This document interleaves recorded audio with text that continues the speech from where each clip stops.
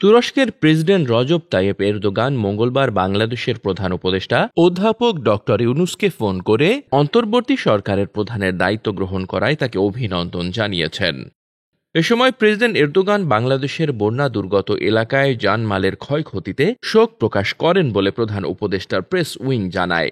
তিনি বলেন, তুরস্ক বন্যা দুর্গতদের মানবিক সহায়তা প্রদান করবে। প্রধান উপদেষ্টা মোহাম্মদ ইউনূস এজন্য তুরস্কের প্রেসিডেন্টকে ধন্যবাদ জানান। প্রেসিডেন্ট এরদোগান বলেন, বাংলাদেশের পুনর্গঠন প্রচেষ্টায় সহযোগিতা করার জন্য তিনি একটি উচ্চ ক্ষমতা সম্পন্ন প্রতিনিধি দল পাঠাবেন। তিনি প্রধান উপদেষ্টাকে তুরস্ক সফরের আমন্ত্রণ জানান। অধ্যাপক ইউনূস আমন্ত্রণ গ্রহণ করে বলেন, তিনি সুবিধাজনক সময় তুরস্ক সফর করবেন। প্রধান উপদেষ্টাও প্রেসিডেন্ট এরদোগানকে বাংলাদেশ সফরের আমন্ত্রণ জানান। এরদোগান আমন্ত্রণ গ্রহণ করেন। Desk report, বার্তাবাজার।